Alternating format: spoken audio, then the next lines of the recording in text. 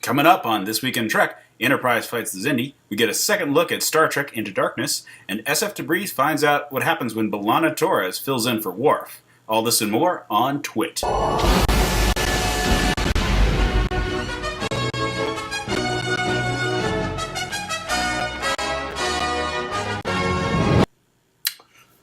So first off, we finished off Season 3 of Star Trek Enterprise.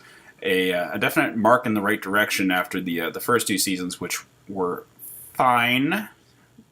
Better than I expected from the reputation, but not necessarily good. There's in fact a lot of moments that were head-scratching, a lot of moments that were just awkward, and overall, this has been a definite turnaround.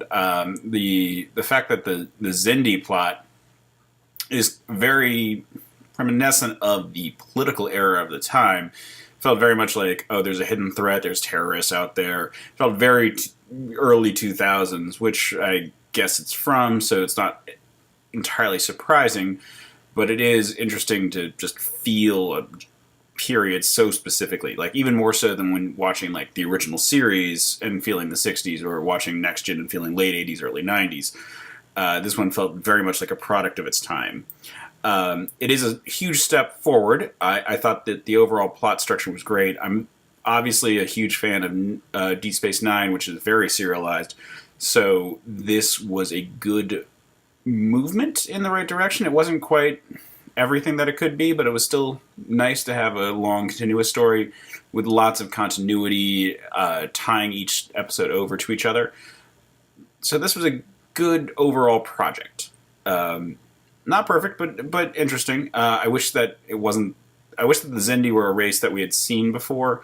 I think the problem with this prequel Trek is that when watching all the sequences taking place in this period, we're not really getting that many first contacts with races that are like old hat by the time we get to TOS or Next Gen. Like for example, the Denoblians, the race that Dr. Phlox is a member of, we've never seen before. So the fact that we keep encountering all these races that don't have this established continuity, that don't have this established history, is a very weak component, where we're not seeing first contact with races that we eventually will just get to know. So the Xindi being a new race that we have never seen before, that never shows up again and has this whole like supposed future with them, I much would have preferred if it was something like the Betazoids, or anything that kind of was more along the lines of classic Trek species.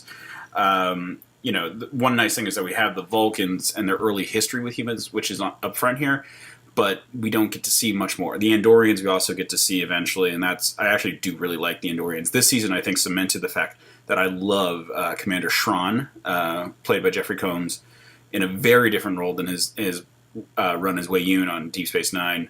So he's a very different character here, and I love him there. I love what they do with the Andorians. I wish there was another species that they were doing this with.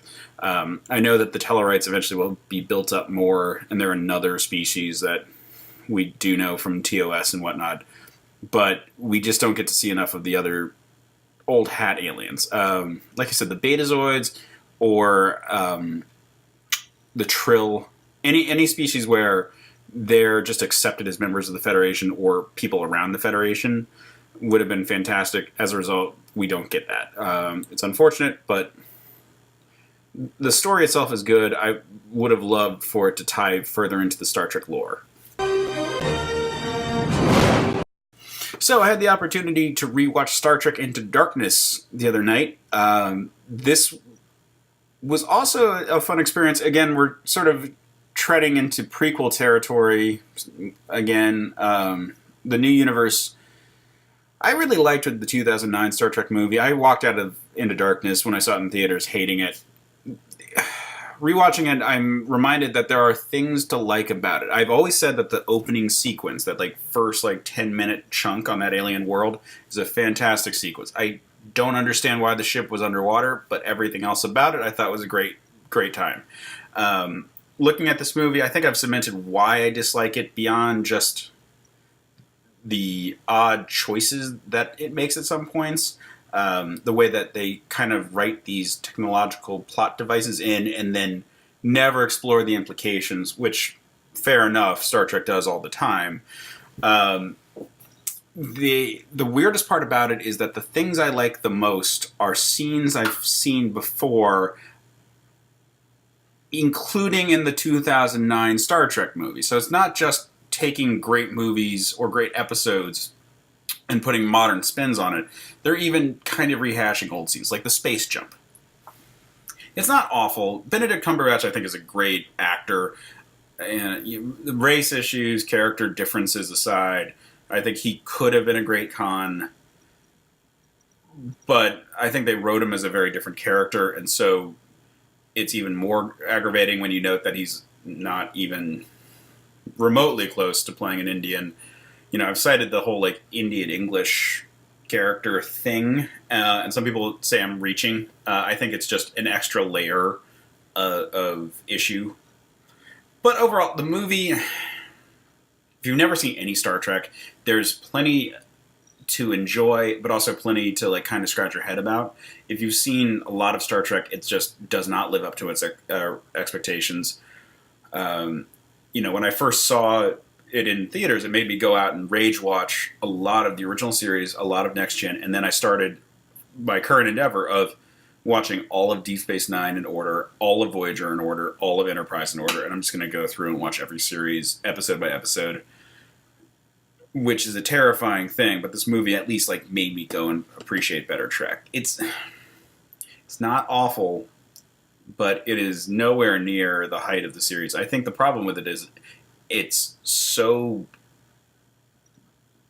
awesome. It's not exactly mediocre, but it's so both good and bad at the same time that it's just very boring in the series. Like, I think it's actually kind of in the same vein as Nemesis, where Nemesis is not the worst Trek movie. It's just not very good either. And in that regard, it's kind of forgettable. I think 2009 was a great Trek movie. It wasn't the same kind of story as a lot of the Trek movies, but it was good. I thought it was a really great movie. So Into Darkness kind of just disappointed, especially because it took so long to get to it after, there was such a big wait in between. But it's not as bad as I remember it. It's just still not very good. Finally, for those of you who are followers of the reviewer SF Debris, he came out with a new video about Voyager this week. This was focusing on Barge of the Damned, which was a script originally written for Worf during Deep Space Nine by Ronald D. Moore. And during his brief stint on Voyager, he dusted it off and rewrote it to be about B'Elanna Torres. This created an episode that was very different from what we've seen for B'Elanna, which is good. But very similar to stuff we've seen for Worf, which is not as good. Overall, I didn't hate this episode when I saw it, and SF Debris has some good points to make about it. I really like SF Debris. My experience of watching Voyager was actually watching a lot of episodes and then catching up on his reviews, and then watching a lot of episodes, and then catching up on his reviews, which was a new experience, and I've been doing that for both Voyager and for Enterprise now.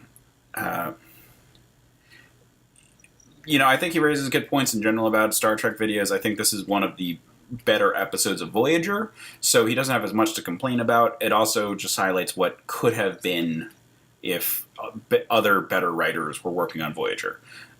If Ronald D. Moore had been working on Voyager from the get-go instead of working on Deep Space Nine, we would have had a much better Voyager series. That said, Deep Space Nine is so much better than Voyager in every way, I cannot even begin to imagine a Deep Space Nine that had Brennan Braga on it. But overall, I'm happy it exists as an episode. I wish that Klingon episodes didn't have to feel like Klingon episodes, which this does. But it's forgivable. But anyway, you should check out SF Debris' reviews. I got turned on to him by Linkara. He does some good stuff. Anyway, so that's been This Week in Trek. So thank you for checking in. I'll talk to you later.